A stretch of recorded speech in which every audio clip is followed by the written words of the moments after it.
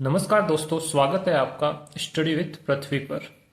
दोस्तों, आज हम समांतर श्रेणी में पदों की संख्या ज्ञात करना सीखेंगे।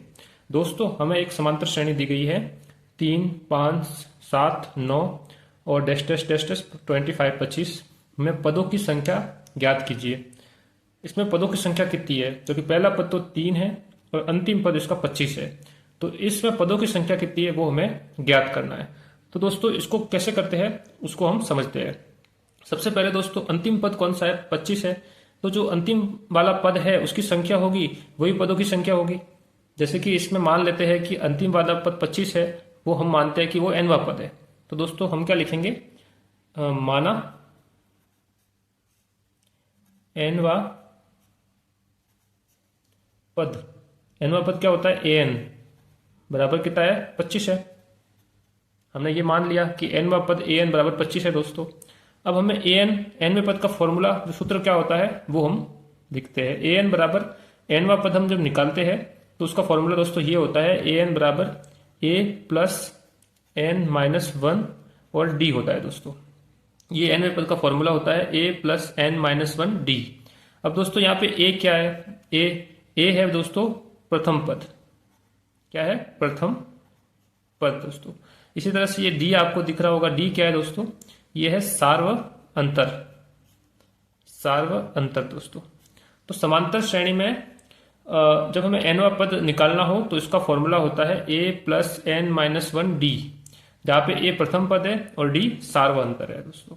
यहाँ पे हमें ये समांतर श्रेणी दी गई है, कौन सी है वो लिख देते हैं। 3 है, 5 है, 7 है, 9 है और dash dash dash dash dash dash 25 है दोस्तों। तो यहाँ पे पहला पद क्या है दोस्तों? a है। तो a बराबर क्या हो जाएगा? 3। ये पहला पद है। अब हमें क्या निकालना है? d क्या है? सार्व अंतर। सार्व अंतर कैसे निकालते हैं? सार्व अंतर निकालने के लिए हम हमेशा अगले वाले पद में से पिछला पद घटा देते हैं दोस्तों। तो यहाँ पे हम 5 है अगले वाला पद, इसमें से पिछला पद घटाएंगे 3। तो 5 में से 3 गया तो कितना आया? 5 माइनस 3, तो ये आ जाएगा 2। हमने क्या किया? अगले वाले पद में से पिछला घटाया। आप चाहो तो 7 में से 5 भी घटा सकते हो, आप चाहो तो 9 में से 7 भी घटा सकते हो। हमेशा जो सार्व अंतर आएगा वो 2 ही आएगा अगर वो समांतर श्रेणी है। समांतर श्रेणी में सार्व अंतर हमेशा समान रहता है, चाहे आप 5 में से 3 घटाओ, चाहे आप 7 में से 5 घटाओ, चाहे आप 9 में से 7 घटाओ। तो हमें a का मान 3 मिला और d का मान कितना मिला? 2 मिला। जब इन मानों को हम इस वाले फॉर्मूले में लगाएंगे और हमें an का मान कितना दे रखा है? an कौन सा पद है? nवा पद है। वो कितना है? 25 है दोस्तों। तो 25 an के बराबर हम 25 लगा देंगे। a के बराबर प्रथम पद हमारा कितना है? 3 है, वो लगा देंगे। d क्या है? सार्व अंतर है। सार्व अंतर हमने कितना निकाला? 2 निकाला, वो इसमें लगा देंगे।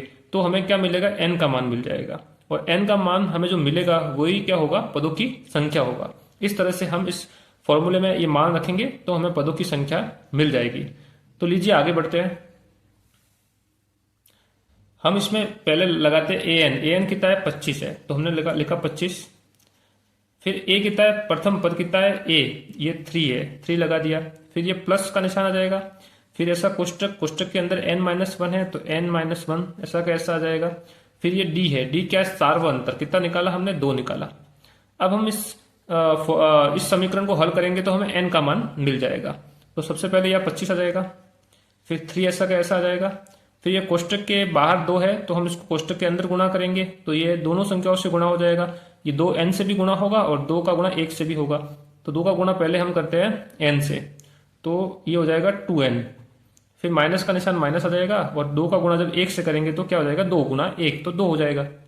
अब हम इस कोष्टक को खोलेंगे तो हमारे पास क्या मिलेगा? 25 ऐसा का ऐसा, 3 ऐसा का ऐसा, फिर प्लस है, बाहर प्लस का निशान है तो अंदर वाले निशान जो है वैसे के वैसे ही रहेंगे। तो हमने ये कोष्टक खोल दिया।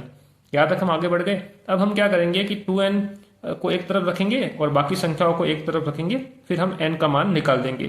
जो n का मान हमें मिलेगा वही पदों की संख्या होगा। तो लीजिए हम आगे बढ़ते हैं। अब दोस्तों, हमें पक्षांतरण कर करके इस समीकरण में से n का मान हमें निकालना है। तो सबसे पहले हम क्या करेंगे? 3 है और 2 है, पहले इनको हल करते हैं। तो 25 ऐसा का ऐसा और 3 में से 2 गए तो कितना बचा? 1 बचा।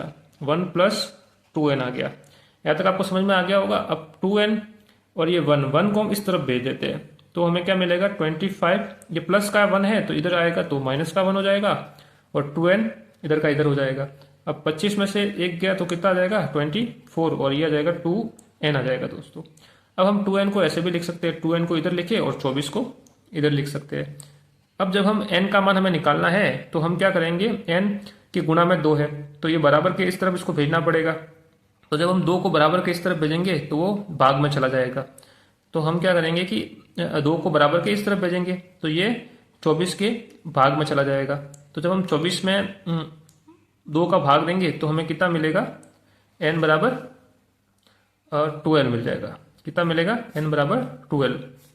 तो हमें पदों की संख्या दोस्तों क्या मिली, n बराबर 2l। फिर हमें लास्ट में एक लाइन लिखनी है,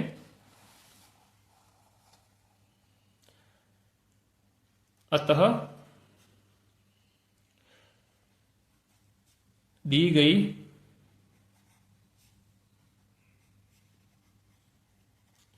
समांतर श्रेणी में पदों की संख्या 12 है। इस तरह से दोस्तों हमें पदों की संख्या को ज्ञात करना है। इस वीडियो में हमने समांतर श्रेणी में पदों की संख्या ज्ञात कैसे करते हैं वो समझा है। इसमें हमें एक समांतर श्रेणी दी गई थी, उसका प्रथम पद भी हमारे पास था, अंतिम पद भी हमें दिया गया था। तो हमने अंतिम पद को n मान करके समांतर श्रेणी में n का मान निकाल करके हमने पदों की संख्या ज्ञात कर दी। तो दोस्तों इस वीडियो में हमने समांतर श्रेणी में पदों की संख्या कैसे ज्ञात करते हैं वो समझा है। दोस्तों अगर आपको वीडियो अच्छा लगा है तो वीडियो को लाइक कीजिए, हमारे वीडियो को शेयर कीजिए। अगर दोस्तों आप हमारे चैनल पर नए हैं तो हमारे चैनल को सब्सक्राइब कीजिए। मिलते हैं दोस्तों नए वीडियो में नए टॉपिक के साथ। धन्यवाद।